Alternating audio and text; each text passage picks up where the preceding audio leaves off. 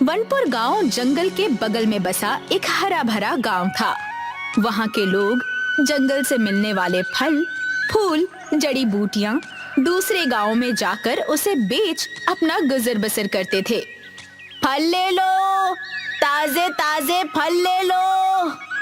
अरे सुनो, ये अनार कैसे दिए? दीदी 50 रुपए के 1 किलो। सीधे जंगल से लेकर आए हैं। हमारा जंगल हमारे लिए जीवन दाता है। वनपुर से हो क्या? हाँ दीदी, तुम लोग तो नसीब वाले हो जो इतने बढ़िया जंगल की कृपा तुम पर है। जी दीदी, वो तो है। एक काम करो, 20 रुपए के ये बेर भी बांध दो। लेकिन गांव का व्यापारी धनसुख लाल एक लालची किस्म का आदमी था। जंगल के पेड़ काटकर लकड़ियां बेचकर व्यापार करता और खूब पैसे कमाता। ये क्या, इतने कम? अरे इतने कम पैसों में तुम 50 किलो लकड़ियां लेकर जाओगे? धनसुख लाल जी, इस बार दे दीजिए, अगली बार पैसे दे दूंगा। मैं आपका पुराना ग्राहक हूँ। तुम्हारा दिमाग खराब है? मैं यहाँ पर व्यापार करने बैठा हूँ, समाज सेवा नहीं। पैसे हो तो ले जाओ, नहीं तो निकलो यहाँ से। धनसुख लाल के पेड़ कटाई से जंगल के पेड़ कम हो रहे थे।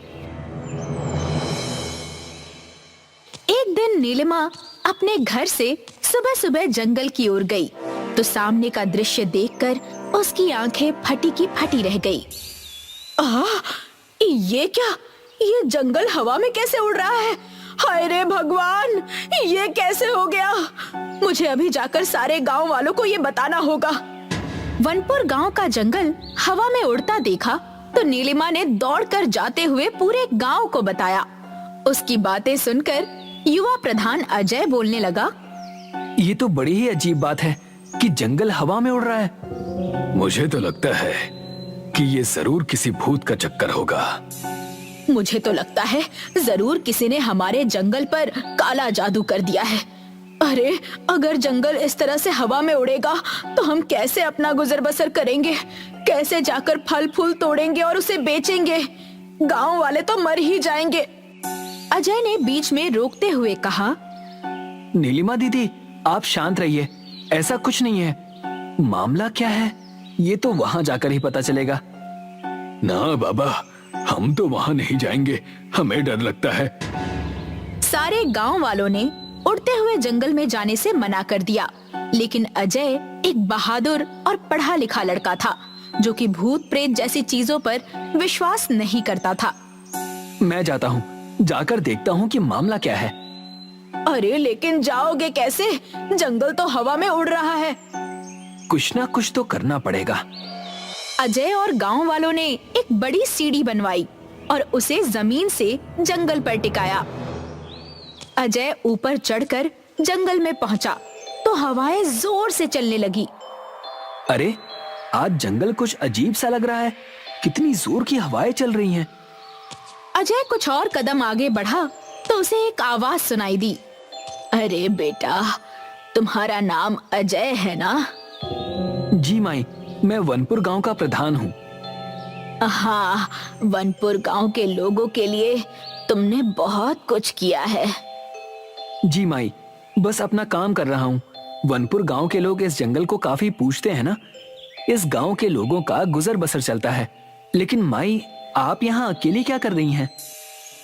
बस बेटा समझ लो कि अब ये जंगल मेरा है और मैं इस जंगल की हूँ। मेरे परिवार के लोग अब इस दुनिया में नहीं रहे। इस उम्र में काम कहाँ से करती, तो इसी जंगल में रहने लगी। यहीं खाना मिल जाता है, यहीं पास में मेरी कुटिया है, वहीं पर रहती हूँ। लेकिन तुम्हारे ही गांव का धनसुख लाल, जो कि लकड़ियों का व्यापार करता है, वो तो इस जंगल को तबाह कर रहा है। वो तो है माई, अपने लकड़ियों के व्यापार के लिए वो पेड़ काट रहा है, लेकिन नए पौधों को लगा ही नहीं रहा है। अगर ऐसा ही चलता रहा तो ये जंगल एक दिन खत्म हो जाएगा। मैंने उसे कई बार समझाया है। कुदरत का सारा संतुलन खराब हो रहा है। सही कह रही हो माई, जंगल खत्म होगा तो गांव वाले भी नहीं बचेंगे। तुम लोगों को उस धनसुख लाल को रोकना होगा, नहीं तो ये जंगल इसी तरह हवा में उड़ता रहेगा और गांव वाले बिना जंगल के तड़पते रहेंगे। माई, गांव का प्रधान होने के नाते मैं इस मसले को जरूर सुलझाऊंगा, लेकिन आप मेरे साथ चलिए माई, हमारा गांव आपको संभालेगा। नहीं बेटा, तुम जाओ, बस मेरे लिए इतना करो कि उस धनसुख लाल को समझाओ, नहीं तो ये जंगल खत्म हो जाएगा। अजय ने जब गांव वालों को ये बात बताई तो गांव वाले सीधा धनसुख लाल के घर पहुंचे, लेकिन धनसुख लाल ने नकारते हुए कहा, अरे भाई, अगर मैं अपना काम धंधा बंद कर दूं तो फिर पैसे कैसे कमाऊं? क्या भिखारी बन जाऊं? अरे भाई, काम धंधा बंद करने के लिए कौन कह रहा है? हम तो बस इतना ही कहना चाह रहे हैं कि तुम पेड़ों की कटाई कम कर दो और इसके साथ कोई दूसरा काम शुरू कर दो। जितने पेड़ काटो उसके 2 गुने पौधे जंगल में लगा दिया करो। देखिए धनसुख लाल जी, अगर आप ऐसा नहीं करेंगे तो गांव नहीं बचेगा। आप समझिए, नया काम शुरू करने में मैं आपका साथ दूंगा। हम जंगल में जो जड़ी बूटियां और कंदमूल हैं उसे बाजार में बेचकर अच्छे पैसे कमा सकते हैं। इन जड़ी बूटियों और कंदमूल से औषधियां बनेंगी, इसमें अच्छे पैसे मिलेंगे। अजय के समझाने पर धनसुख लाल के पल्ले ये बात पड़ी तो धनसुख लाल इसके लिए तैयार हो गया। जब अजय फिर से जंगल गया तो उसे वो बूढ़ी औरत मिली। ये जानकर खुशी हुई कि धनसुख लाल पेड़ों की कटाई कम करके नए पौधे लगाएगा। मुझे लगता है अब जंगल को फिर से सामान्य होने में कोई दिक्कत नहीं होगी।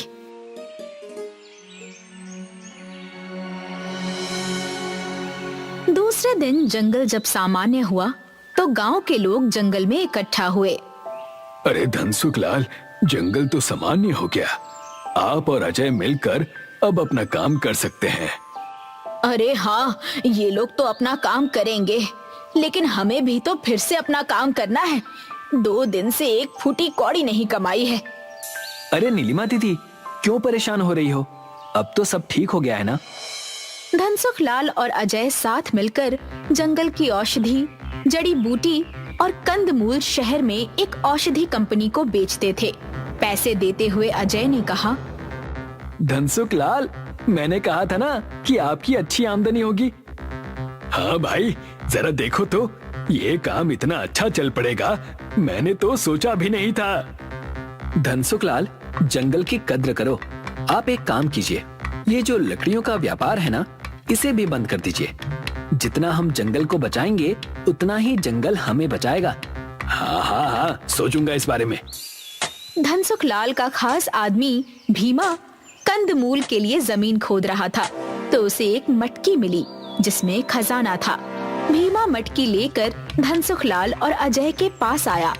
जब वो दोनों बरगद के पेड़ के नीचे बातें कर रहे थे, मालिक, मालिक, ये देखो क्या है, खजाना मिला है खुदाई करने के दौरान। अरे वाह, इतने सारे सोने और चांदी के सिक्के, मैं तो इसे बेचकर अमीर बन जाऊंगा। धनसुख लाल, आप ये कैसी बातें कर रहे हैं? ये धन हमें जंगल से मिला है, इस पर किसी का भी एकाधिकार नहीं है। इससे हम जंगल में और ज्यादा पौधे लगाएंगे, गांव की सड़कें, अस्पताल, स्कूल और साफ पीने का पानी, इन सब की व्यवस्था करेंगे। मतलब तुम इसे अपने घर ले जाकर इसमें से कुछ खजाना अपने लिए निकाल लोगे, है ना? धनसुख लाल जी, ये धन ना मेरे घर जाएगा और ना ही आपके। ये जंगल की अमानत है, इसे यहीं रहने देते हैं। अजय की बात सुनकर लालची धनसुख लाल तब तो चुप रहा, लेकिन अपने घर आने के बाद भीमा से कहने लगा, भीमा, उस मटके के खजाने का विचार अभी भी मेरी जहन में चल रहा है। क्या करूं? करना क्या है मालिक, आज रात ही जाकर उस मटकी को चोरी कर लीजिए। कह देंगे कि चोर ने चोरी की है। किसकी हिम्मत होगी आप पर उंगली उठाने की? उस मटकी को मैं ले लूंगा। आज रात ही वो मटका मैं अपने कब्जे में कर लूंगा। चांदनी रात में जंगल में कुछ हलचल महसूस हुई। धनसुख लाल ने मटकी के पास आकर मटकी में हाथ डाला तो एक सांप ने धनसुख लाल को डस लिया। धनसुख लाल की चीख से पूरे जंगल की शांति भंग हो गई। जंगल फिर से पहले जैसा हवा में उड़ने लगा। ये देखकर अजय जब जंगल में आया तो उसके सामने वो बूढ़ी औरत थी। धनसुख लाल मरा पड़ा था, उसके मुंह से झाग निकल रही थी। ये क्या हुआ? धनसुखलाल को क्या हो गया? वो मर चुका है। उसने इस मटकी का खजाना चुराने की कोशिश की तो सांप ने उसे डस लिया। धनसुखलाल अपने लालच से जीत ना सका। अपने लालच की वजह से उसकी ये हालत हो गई। लेकिन माई, आपको ये सब कैसे पता? ये कहते ही वो बूढ़ी औरत अपने असली रूप में आ गई। अजय, मैं वन देवी हूँ। मैं इस जंगल की रखवाली करती हूँ। मैंने ही ये जंगल को उड़ाकर गांव से दूर किया है। धनसुखलाल जैसे लोगों की वजह से आज जंगल खतरे में है। तुमसे जिस दिन मुलाकात हुई तो लगा कि तुम्हारे जैसा अच्छा इंसान जरूर इस जंगल को बचाएगा, लेकिन धनसुखलाल जैसा लालची आदमी इस कार्य में बाधा था, इसलिए उसे मरना ही था। वन देवी की बातें सुनकर अजय को धनसुखलाल की गलती का एहसास हुआ, लेकिन वो एक अच्छा इंसान था। हे देवी माँ, माना कि धनसुखलाल एक लालची व्यापारी है और उसने गलती भी की है, लेकिन देवी माँ, इसमें उसकी बीवी बच्चों का क्या कसूर है? इसके बिना उनका क्या होगा?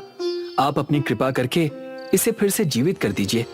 मैं वादा करता हूँ कि ये अब इस जंगल से दूर ही रहेगा। अगर इसने ऐसा करने से मना कर दिया तो गांव वालों की मदद से मैं इसे गांव से बाहर निकाल दूंगा। आप इसे जीवित कर दीजिए। वाह अजय, तुम एक अच्छे प्रधान ही नहीं बल्कि एक अच्छे इंसान भी हो। मैं इसे अभी जिंदा करती हूँ, लेकिन इसे तुम समझा देना कि जंगल की कटाई ना करे। जी, मैं ऐसा ही करूंगा। वन देवी के हाथ से निकले प्रकाश किरण से धनसुखलाल फिर से जिंदा हो गया। देवी गायब हो गई। जंगल सामान्य हो गया। उसे जब अजय ने सारा किस्सा बताया तो उसकी आंखों में पछतावे के आंसू थे। मुझे माफ कर दो, मैं अपने लालच में अंधा हो गया था। मुझे पैसों के सिवा कुछ भी दिखाई नहीं दे रहा था, लेकिन मुझे अब अपनी गलती का एहसास है। अजय, मैं आज से ही जंगल कटाई का काम बंद कर दूंगा और जंगल की भलाई के लिए काम करूंगा। धनसुखलाल, ऐसा ही करना होगा, तभी तो हम अपनी आने वाली पीढ़ियों को एक अच्छी दुनिया दे पाएंगे। हमें अपने लालच को छोड़कर इंसानियत के लिए जीना होगा।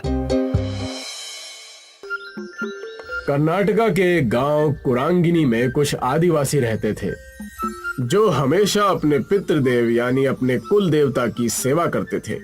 उनका मन था कि कुल देवता की पूजा अर्चना करके ही उनका जीवन बहुत अच्छा और बहुत सुकून से गुजरेगा। उनके घर भी हवा में झूलते हुए बने थे। वो चाहते थे कि गैर समाज का व्यक्ति उनके पास ना आए और ना ही वो किसी के पास जाना चाहते थे। हमेशा से खेतों से चावल और दाल और कई सारे फल खाकर अपना जीवन व्यतीत करते। उसी वक्त कुरांगिनी के पास वाले गांव में कुछ बच्चे कैंपिंग करने गए थे। चंदू, मंगलू और कविता। मुझे तो अब तक यकीन नहीं हो रहा है कि मैं हॉलिडे पर आई हूँ। सच कहा। यहाँ हम कुछ दिनों तक कैंप करेंगे और आसपास की चीजें भी ढूंढ निकालेंगे। मजा आएगा। हाँ, और सुबह होते ही हम आसपास के गांव घूमने जाएंगे और देखेंगे कि वहाँ क्या है। कुरांगिनी गांव के पास के कैंपिंग स्पॉट पर तीनों दोस्त आराम करने लगते हैं। सुबह होते ही उन्होंने तय किया कि सारे घूमने जाएंगे कुरांगिनी की तरफ। कुरांगिनी के पास जाते ही कविता ने झूलता हुआ घर देखा और कहा, अरे वाह, ये देखो झूलता हुआ घर। लगता है यहाँ के लोगों को झूला झूलने का बहुत शौक है, इसलिए ऊपर वहाँ पेड़ पर ही घर बना लिया है। कितने गजब की खूबसूरती। पूरा गांव हरा भरा है, ताजी हवा, सुंदरता में तो ये सब देखकर खुश हो रहा हूँ। पता नहीं आगे क्या क्या देखने मिलेगा। लेकिन पता नहीं मुझे डर क्यों लग रहा है। ऐसा लग रहा है कि कुछ अनहोनी होने वाली है हमारे साथ। ओफो, तुम तो हमेशा ही नेगेटिव बातें करते रहते हो। अब चुप भी करो और यहाँ का नजारा देखो। कुरांगिनी गांव के आदिवासियों ने उन्हें घेर लिया, जो दिखने में डरावने और खूंखार लग रहे थे। इन्हें देखते ही तीनों दोस्तों की सिट्टी बिट्टी गुल हो गई। कौन है आप लोग और हमसे क्या चाहते हैं? अरे, हमेशा शहरी लोगों को हम यहाँ आने से रोकते हैं। तुम लोगों को कितनी बार समझाया है, हमारे गांव के आसपास भी नजर मत आना, लेकिन फिर भी तुम नहीं समझते। अब तुम्हारी खैर नहीं, तुम्हारा हिसाब हमारे गांव के देवता करेंगे। ले चलो इन्हें। आज हमारी देवी ही बताएंगी कि इनका क्या करना है।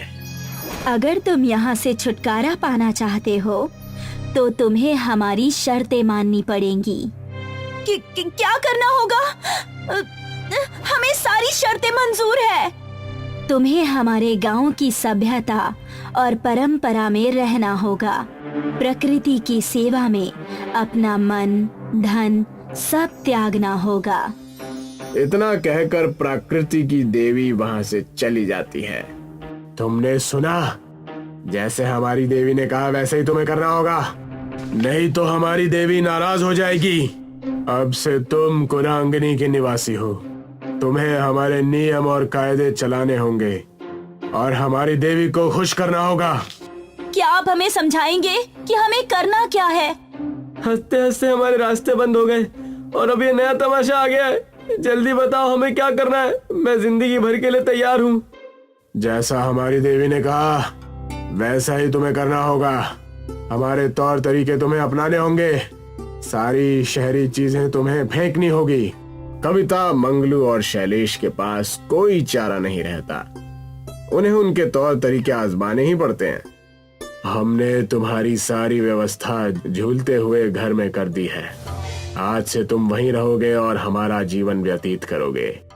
यही सीख और सजा है तुम्हारी। ये रहे तुम्हारे कपड़े। छोड़ दो हमें, घर जाना है हमें जाने दो। अरे चिल्लाना बंद करो और इन्हें देखो। तुम्हें लगता है हमें जाने देंगे यहाँ से? हमें यही इनकी बातें माननी होगी, तब जाकर कुछ होगा। मैंने पहले ही कहा था कि हमें संभल कर रहना चाहिए, लेकिन तुम में से किसी ने मेरी बात नहीं मानी। उन्हें समझ आने लगा था कि प्रकृति सबसे बढ़कर है।